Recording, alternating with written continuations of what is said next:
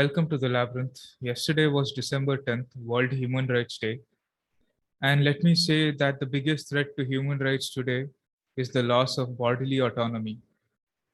On December 8th, we went to Mangalore City Corporation to voice out against vaccine passport rules issued here in Mangalore. But before that, let me give you a quick background. Around 4 months ago, we started a group called Wake Up Mangalore on Telegram and then on WhatsApp. Last week, I wrote a letter or a manavi addressing Mangalore City Corporation Commissioner, our DC, and Chief Secretary of Government of Karnataka. And I met multiple members of our group, and together we managed to get almost 90 signatures. And after talking to multiple members of the group, taking their signatures, I posted these letters to the three officers. And after posting this letter, we had our meetup. We had a meetup of Wake Up Mangalore last Sunday on the 5th. 25 members of our group showed up. So I felt quite happy because this was our second meetup. Our first meetup happened 3 months ago and only 3 members showed up. From 3, we went to 25. So I consider this as good progress. We spoke about the different problems in this recent meetup, different problems regarding the vaccine passport. And we decided to go to the city corporation and meet the commissioner. And that's exactly what we did. On December 8th, we went to the corporation. 20 of us showed up. I was expecting a bigger number, but it's okay. It was a Wednesday, middle of the week, and people are quite busy. And 20 is still a decent number. On that day, we already got our first victory because last week, Commissioner said you can't enter the corporation building without a vaccine certificate. But 20 of us not only entered the corporation building, but also the commissioner's cabin without a certificate. That's a good sign. After waiting for around half an hour, we entered the commissioner's cabin at 4:30 p.m. along with Commissioner Akshay Sridhar. The Chief Medical Officer of Mangalore, Dr. Manjaya Shetty, was also present. As soon as we entered the building, as soon as we entered his cabin, the commissioner said, "Wear your mask or I'll fine you." Even though I had the RTI that masks are not mandatory, we wore our mask diligently because we were not there to fight with him. We went there for a specific purpose. We gave the commissioner the letter and we reminded him that vaccine passports are discriminatory, unconstitutional, inhumane, and unscientific.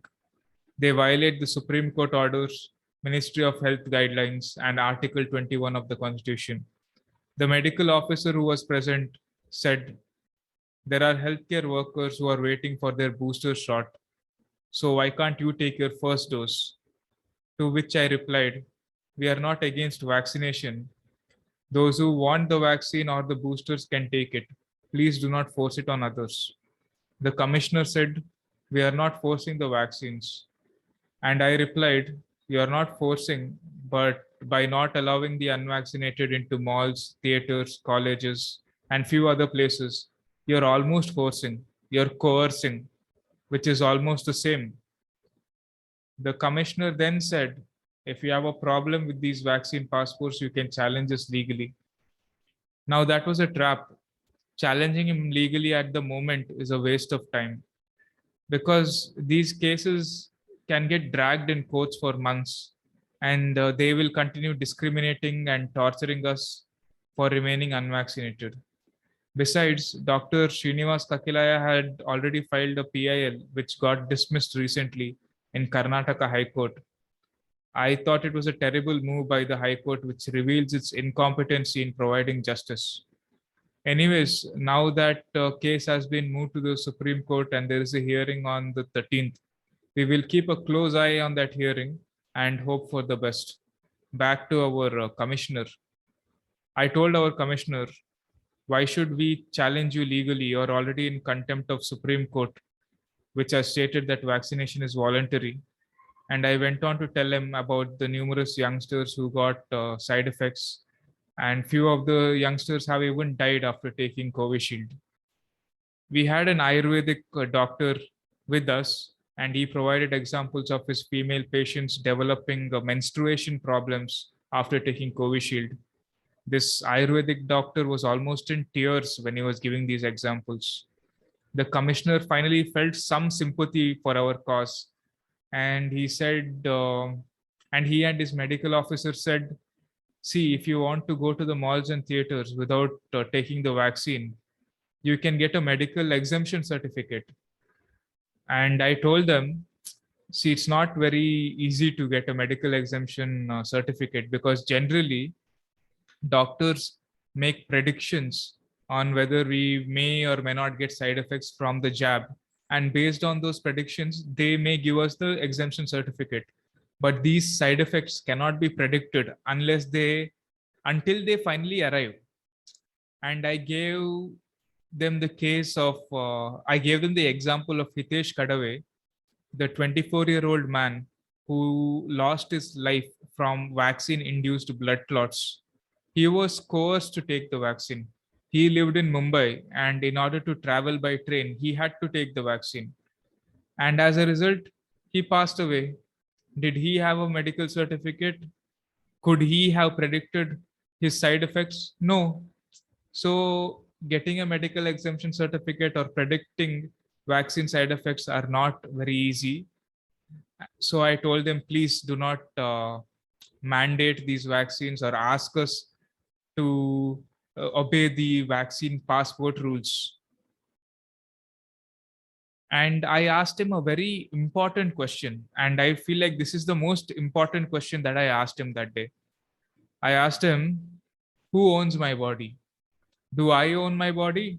Does the government own my body? Does a pharma company own my body?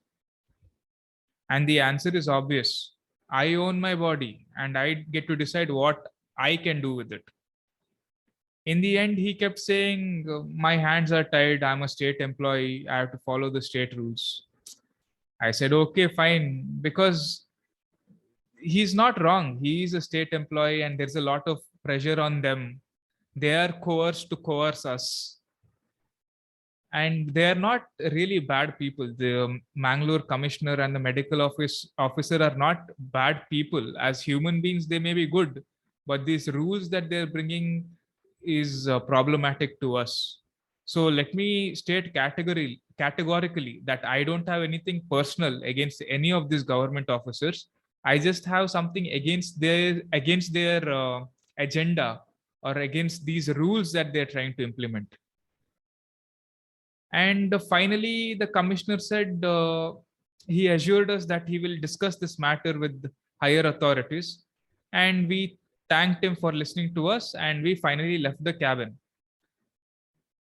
This is what we have done so far here in Mangalore. And this is what we're planning to do next. We're planning to go to the press and share our concerns. Hopefully, someone will listen to us. We may go to the DC next, or maybe to the MLS office. We will also do more groundwork by printing and distributing pamphlets and banners, sharing awareness on the negative effects of lockdowns, mandatory vaccines, mandatory masking, mass testing, and so on. We will continue fighting for our freedom and liberties. And to all the pessimist keyboard warriors in the awakened communities on Telegram and Twitter, I just want to say that you guys are wasting your time by sending forwards online.